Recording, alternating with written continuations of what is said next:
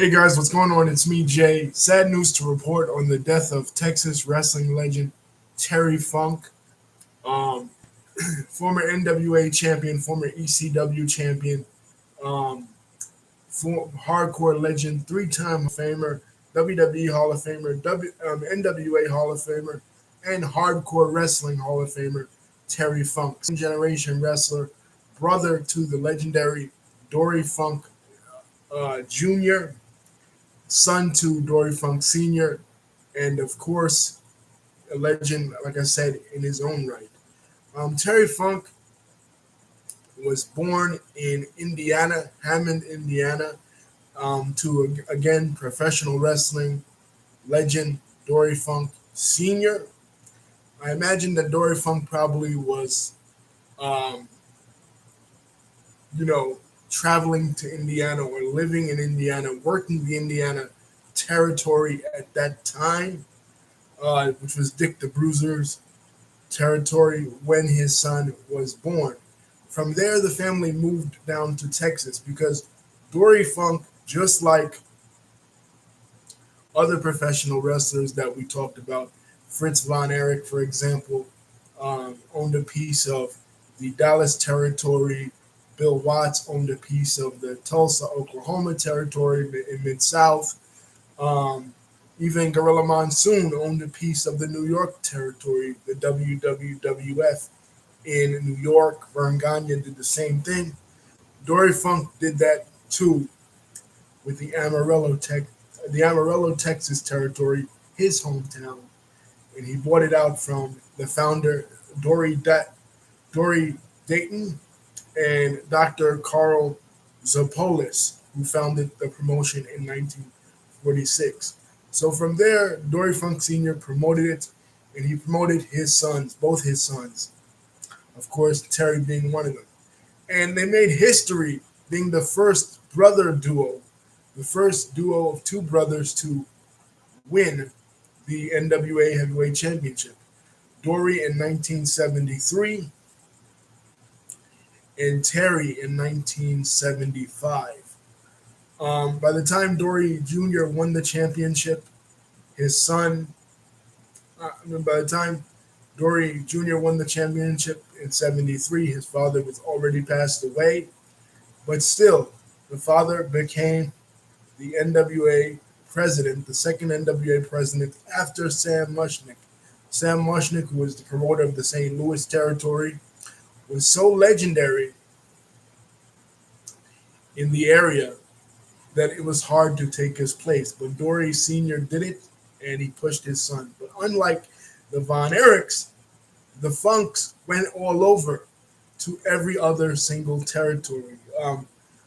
The Funks had legendary feuds with the Briscoes down in Florida. There's that famous promo that Terry Funk cut in Florida where he pours like oil all over himself, uh, and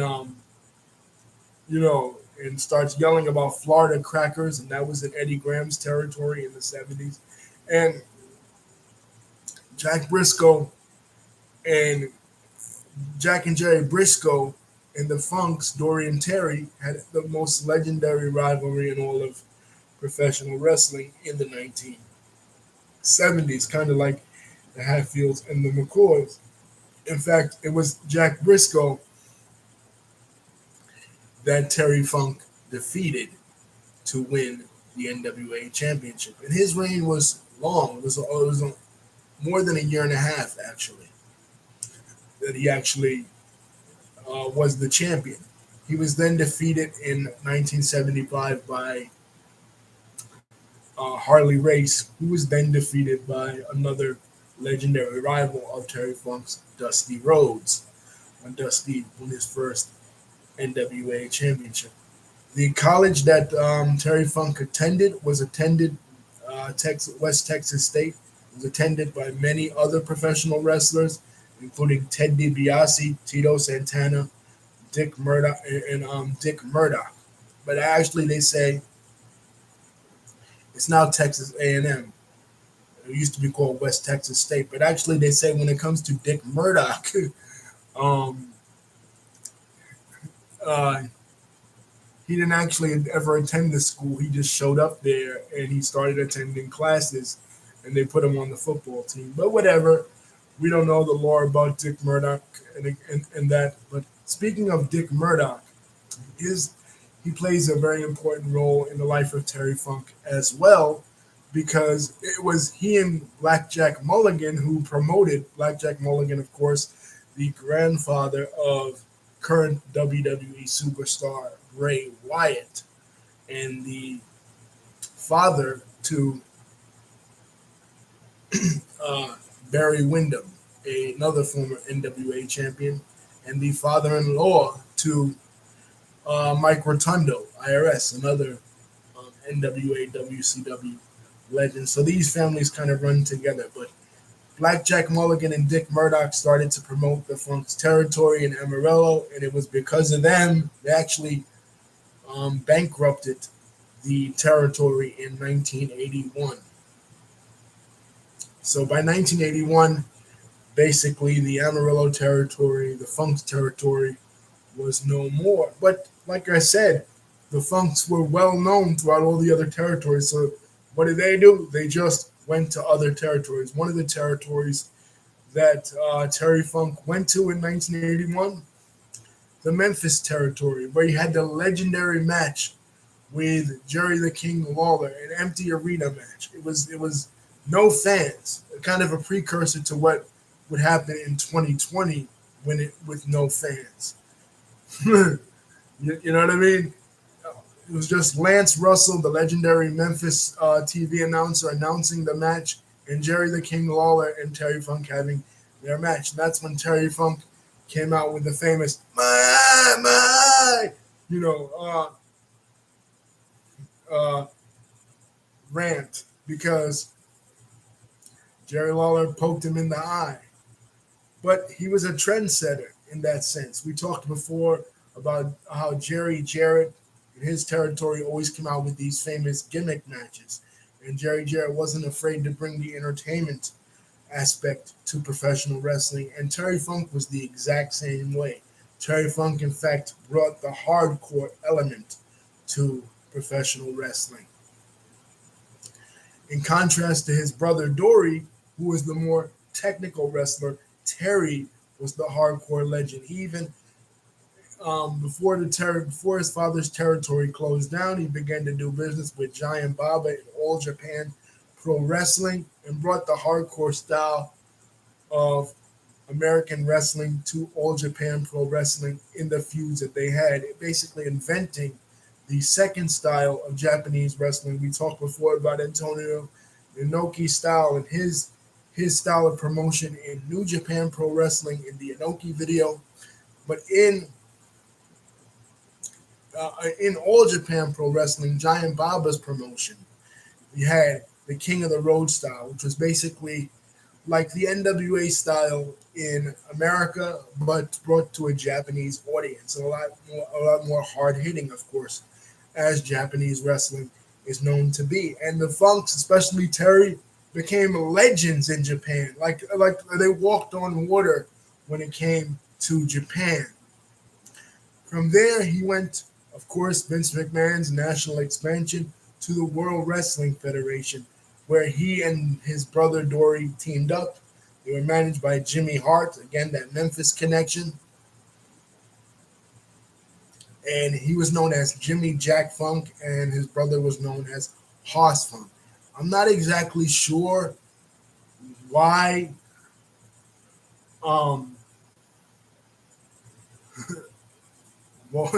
why they didn't call him Terry Funk and Dory Funk. I mean, they were two former NWA champions at this point.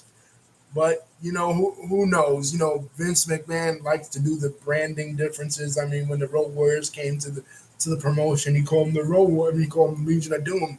He didn't call them the Road Warriors. I think in '92, he didn't even let Ric Flair use the original Nature Boy moniker. I don't know.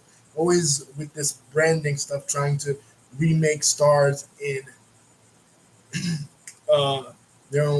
in his own image. We talked about it when he did it with the Sheep Herders, aka the Bushwhackers.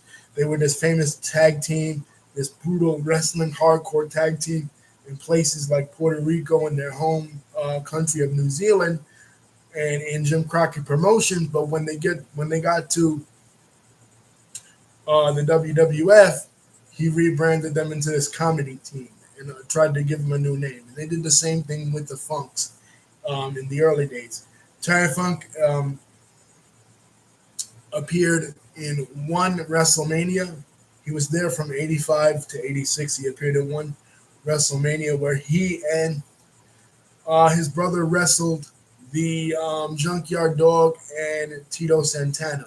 Again, Tito Santana, another West Texas alumni, a friend. Tito Santana actually got his start in the Funk territory as under his real name, Marcel Solis. So that was pretty cool to see them wrestle at WrestleMania 2 against those two guys. Later on, Terry Funk would go on to say that JYD wasn't much of a worker and he was very hard to work with, and they kept putting him with the JYD around the loop in WWF. I mean, and that's one of the reasons why he left later on in 1986. Um, I mean, that's a possibility because the Junkyard Dog was a hard worker, very hard to work with, very difficult to work with, especially when he came to New York in the mid 80s. Even before he came to New York, just in the mid 80s in general, 84, 85, he was past his heyday. His heyday was 79, 80, 81, 82, working with Ted DiBiase, who, like I said, was another Amarillo alumni. Ted DiBiase actually got his start also uh, in the Amarillo territory. Of course, another second generation wrestler, the son of Iron Mike DiBiase. So, that was Junkyard Dog's heyday. His heyday really wasn't working with Terry Funk. And there's an interview on YouTube with Terry Funk and Honky Tonk Man talking about how hard it was to work with JYD. But that time working with JYD was tough. And that, like I said, that caused Terry Funk to leave the WWF and go to WCW in 1989. Now, before he goes to WCW in 1989, he goes back to Hollywood. Terry Funk had been well known in Hollywood. When he was doing his thing in the 70s in the NWA, he got a call from Sylvester Stallone to do the movie Paradise Alley. Now, at this time in wrestling, we didn't really see a lot of wrestlers in movies. That wasn't really a thing. You had a couple of wrestlers that were in the Vern Gagne produced movie, The Wrestler. That was centered around wrestlers. So obviously, Billy Robinson was in that. Dusty Rhodes was in that. I think Terry Funk was in that also. Dick Murdoch was in that. Vern Gagne himself.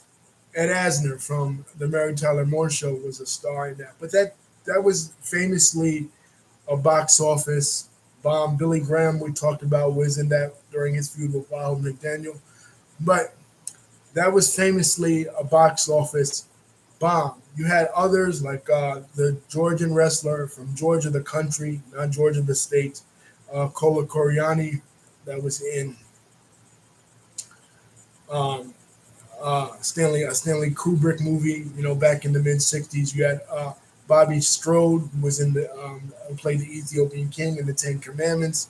He worked the Los Angeles territory for a while, but you really didn't have a lot of wrestlers that were in movies. But obviously, Sylvester Stallone, given his connection to wrestling, given that his mother, Jackie Stallone, was for a while a wrestling promoter with the Glow promotion, he was sympathetic to wrestlers, and he, because of his agent, Peter Young, kind of liked wrestlers and gave wrestlers that chance. So in 1978, 2 years after his initial success with the Rocky movie, remember, Rocky itself The original Rocky was inspired by the Bayonne leader Chuck Webner, a down in his luck boxer from Bayonne, New Jersey. So this story, Paradise Alley, was also inspired by a down on his luck wrestler, and Terry Funk was in this movie and became famous. And from this, it struck up a friendship with Sylvester Stallone. So in 1989, before he goes back to the NWA to have his famous feud with Ric Flair, the I Quit match, he is also in another movie with another Hollywood legend. Besides Sylvester Stallone, he is in a movie Roadhouse with Patrick Swayze. So he's here hobnobbing with these famous Hollywood celebrities, and it's through his friendship actually with Sylvester Stallone that he suggests Hulk Hogan to Sylvester Stallone. Now, how Hulk Hogan got the part in Rocky 3 in 1982, a lot of people, there's a lot of different speculations. But one story is that Terry Funk was the one who, through his friendship with Sylvester Stallone, suggested Hulk Hogan to Stallone. Remember that um, Hogan was not well known at this time when they did the movie. He was still working preliminary matches. I mean, he had done the 1980 showdown at Shea with Andre the Giant, but even that, he wasn't even the main event. Bruno Sammartino versus Larry Zbyszko was the main event. So he really wasn't doing much of anything, but Hulk Hogan, was friends with Terry Funk, so Terry Funk suggested him. Terry Funk actually did this twice. For Rocky 4, the part that Dolph Lundgren was supposed to play, he actually suggested Kerry Von Erich to Sylvester Stallone, and Kerry Von Erich read for the part, but did not get the part because, well, Kerry was kind of an airhead, sort of. Wasn't the sharpest knife in the drawer, as Bobby Heenan would say. So, uh, Terry Funk was close friends with Sylvester Stallone. Even later, when they did Rocky 5, the famous street fight, it was actually Terry Funk that choreographed this fight. But before that, before 1991, when they did Rocky 5, Terry Funk goes back to the NWA. Now he's in 1989. He's a legend.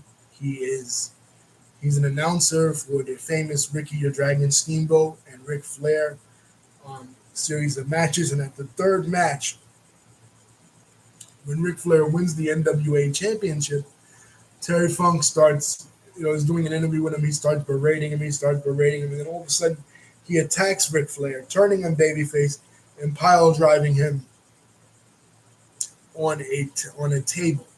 And they have their famous Great American Bash I Quit match, in which Terry Funk gets fired from the NWA at this point, or gets fired or gets in trouble with the NWA at this point for putting a bag over Ric Flair's face. They actually sent TBS, who are the new owners of Jim Crockett Promotions, because they purchased Jim Crockett Promotions the year before in '88, right? We're talking about that, the Wrestling Wars of '88. Jim Crockett buying out Bill Watts and UWF, and then going broke, and then having to sell his company to Ted Turner. So this is happening in '89. So what does TBS send a memo out? Because of Terry Funk doing this, no more gratuitous violence in professional wrestling. Now, Jim Cornette, who's on the booking team of the NWA at this time, is like, well, how the hell can we do wrestling without gratuitous violence, especially Terry Funk? Have you seen Terry Funk's matches? Have you seen him wrestle? But honestly, when he did this to Ric Flair, when he had this feud with Flair, it was something unique to me because it was not something that I ever really seen before in wrestling. You really didn't see that hardcore style in those days. Not on TV, not in WCW, well, not in WCW/NWA, and not in, definitely not in the World Wrestling Federation. But yeah, they had a hell of a feud. Terry Funk was then managed by Gary Hart, who came in. Uh, later on that year with Muda and Buzz Sawyer as the J-Tex Corp.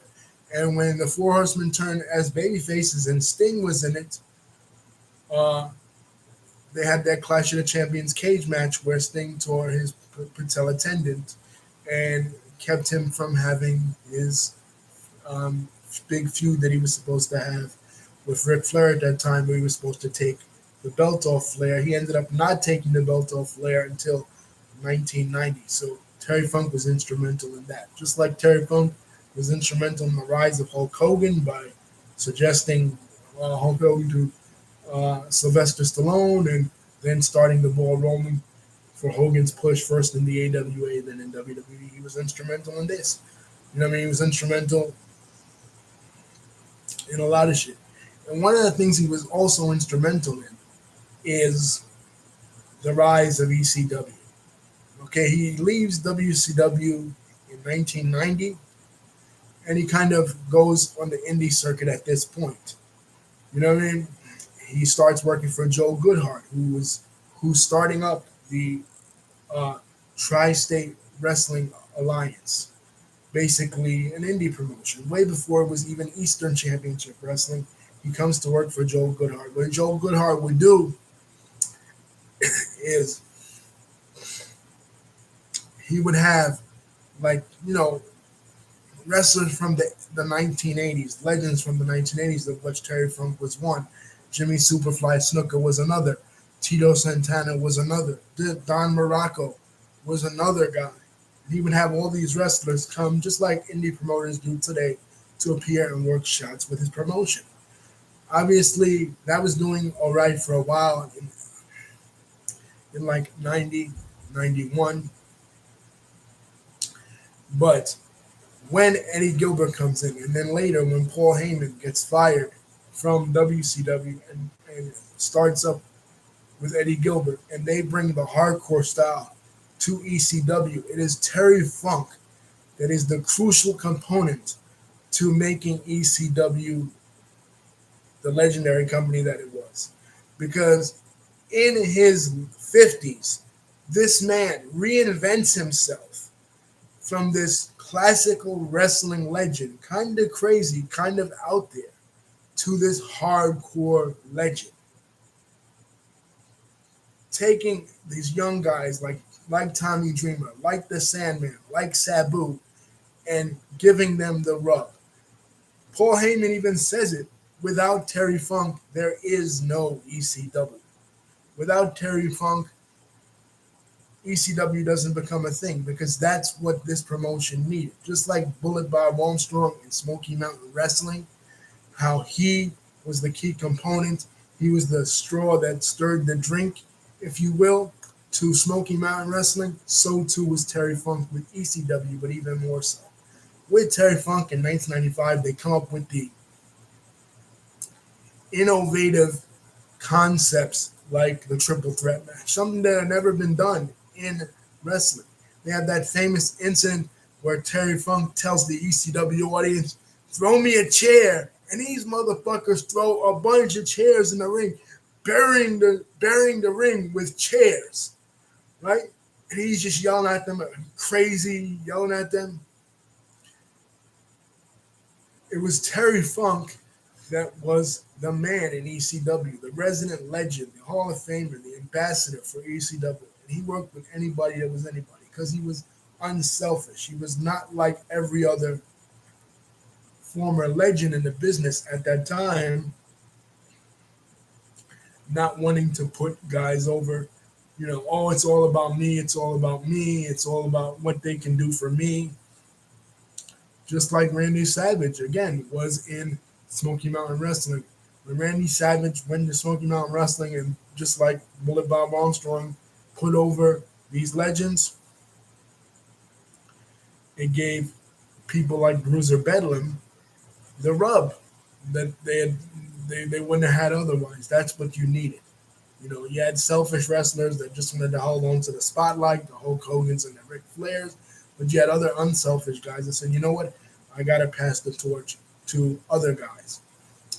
In between that time, Terry Funk did return to WCW, though.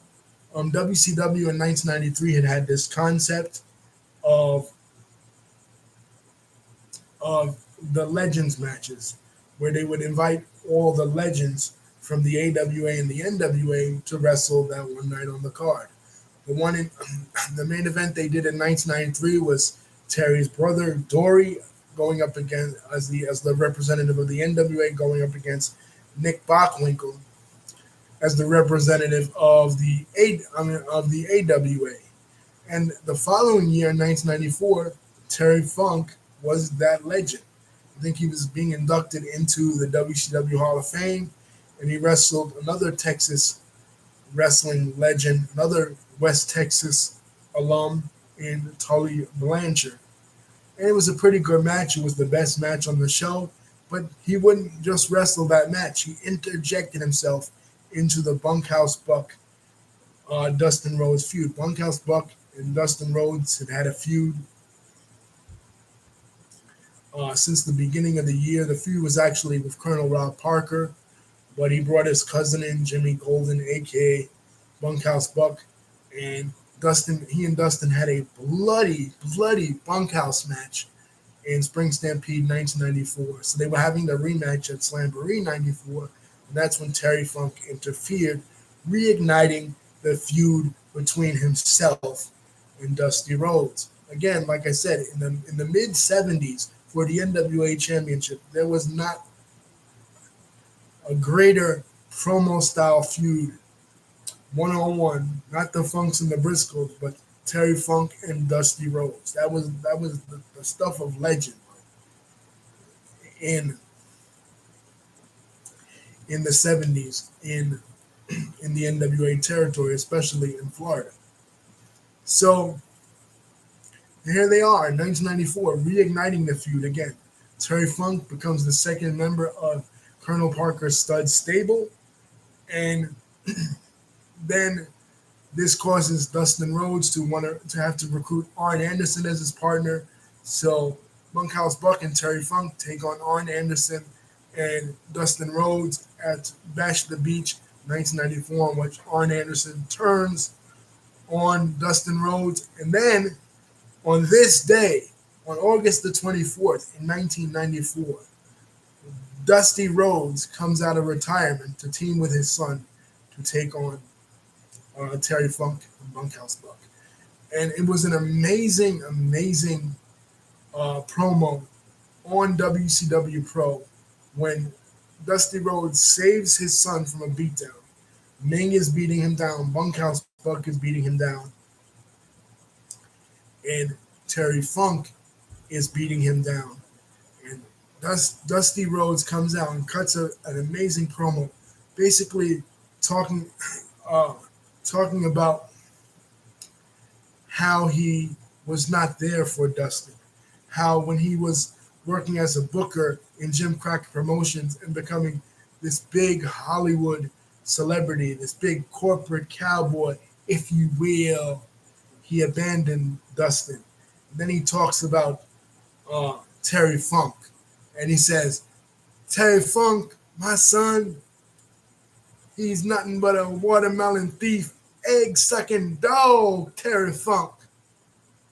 And he talks about Arn Anderson. He said, Arn Anderson, my son, gave up his innocence, and you paid him back in scorn. The hell with you, Arn Anderson. But in this promo, he calls Terry Funk a watermelon thief, egg-sucking dog. And it's just a crazy promo. Then from there, they have the War Games match. Dustin and Dusty recruit the Nasty Boys. They turn the Nasty Boys into baby faces, and they take on Terry Funk, Bunkhouse Buck, Arn Anderson, and of course Ming, who newly came over from, again, I said, the WWF, formerly was Haku. From there, Terry Funk leaves to go back to ECW. Like I said, he has his triple threat matches with Tommy Dreamer and Sabu. He revolutionizes ECW.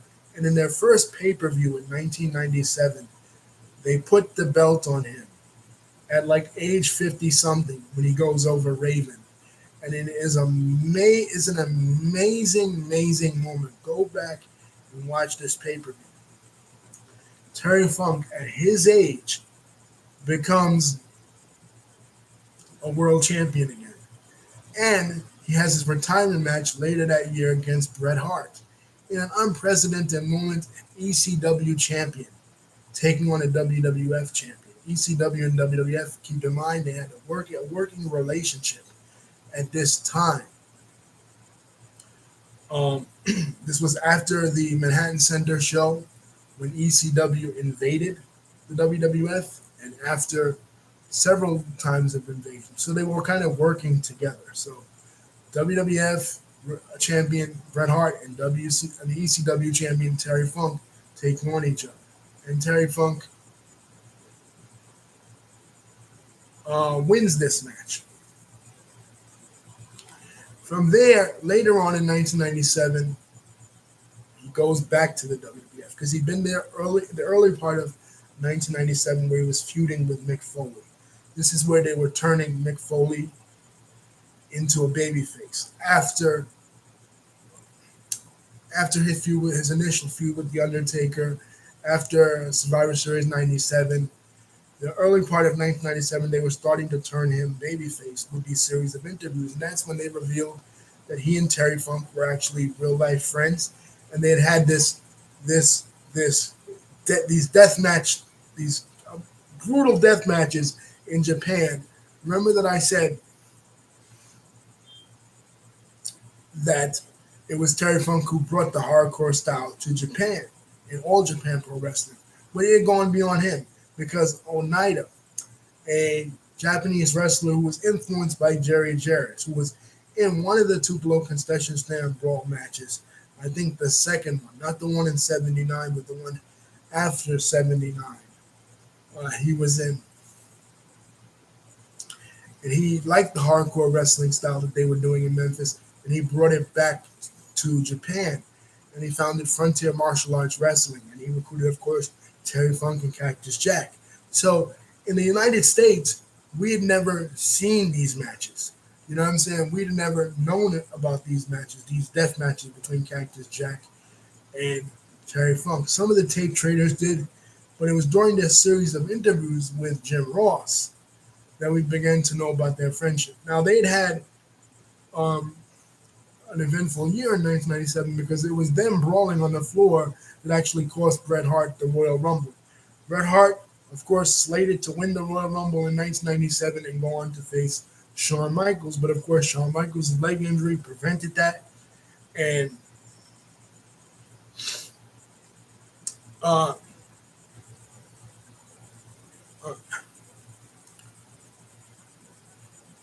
Stone Cold Steve Austin ended up winning the Royal Rumble. But how did Austin win the Royal Rumble when Austin was eliminated?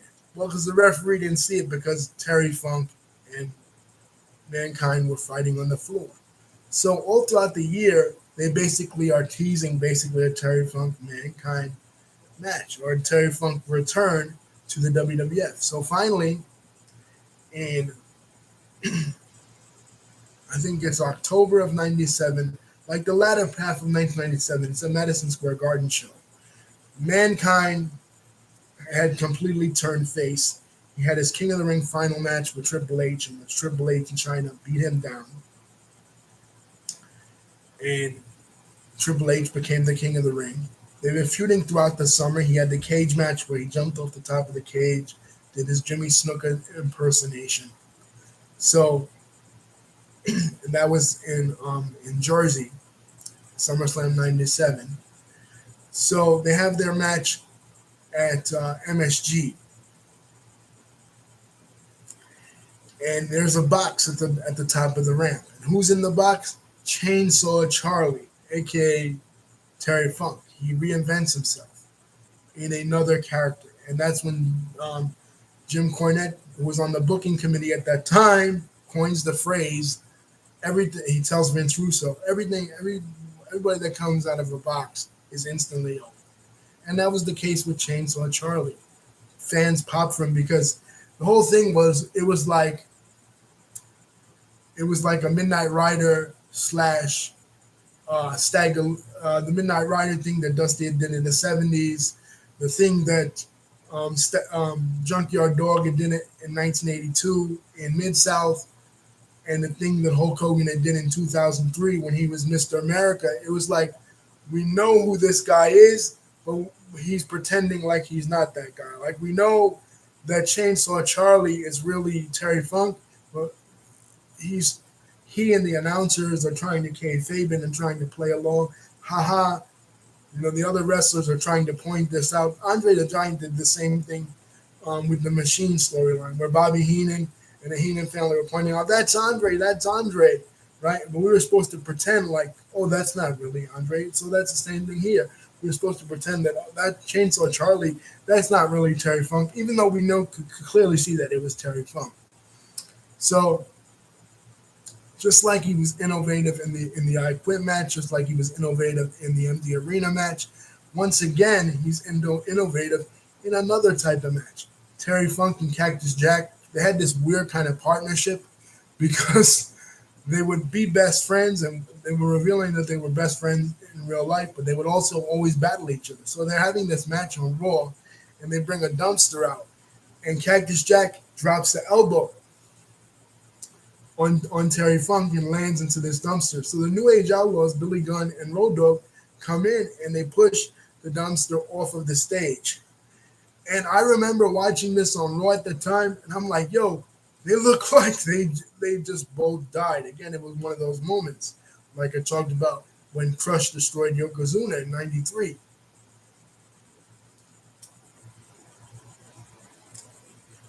It was like one of those oh shit moments.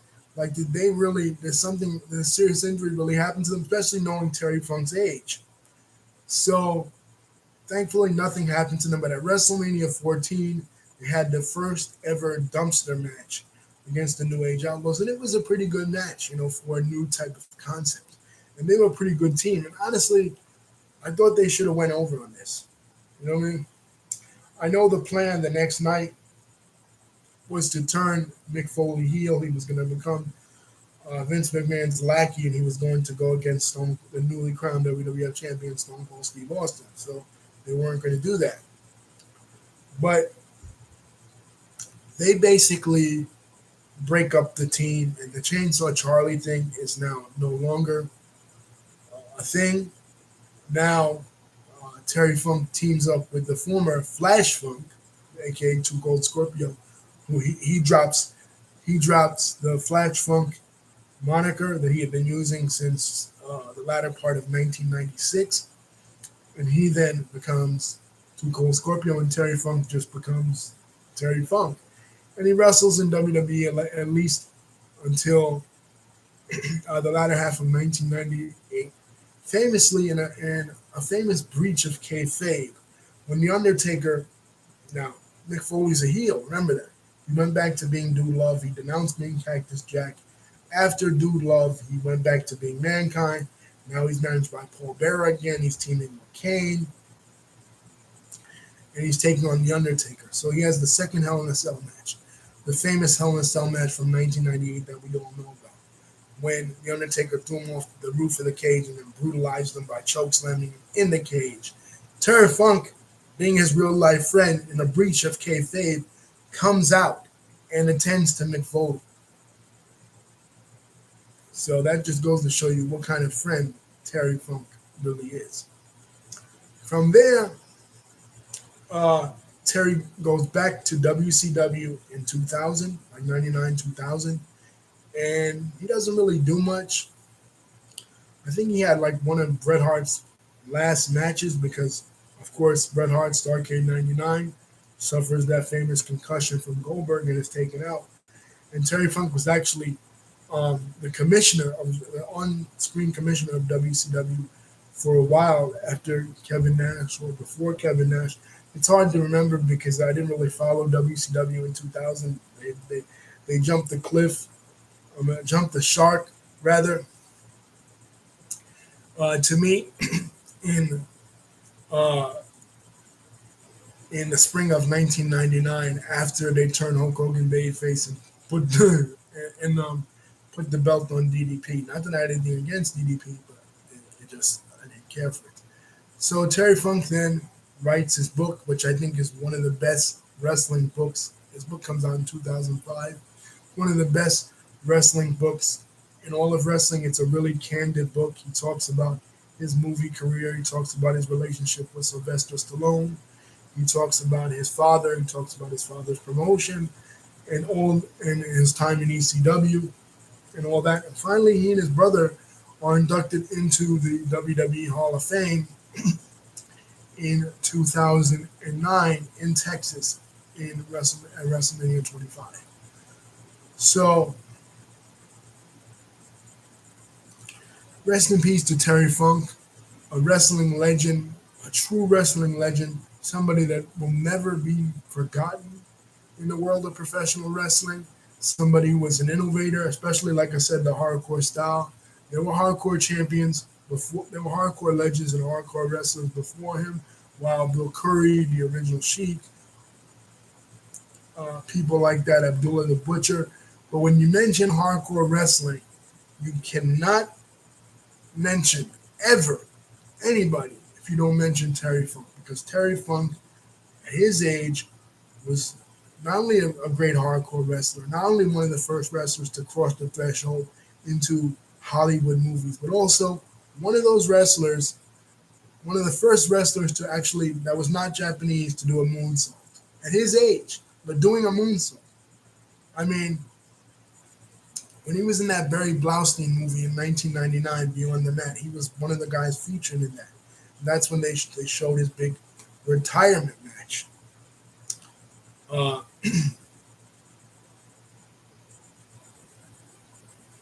you could see that his knees were really shot because he was doing that moonsault forever.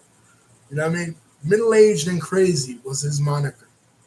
And he was. He would do anything and everything to please the fans. He will be sorely missed in the world of professional wrestling. He actually came out with his own comic book like last year. And he was just an amazing, amazing talent, an amazing, amazing promo. His promos were just crazy. Rest in peace, Terry Funk. Don't forget to like, comment, and subscribe. Love you.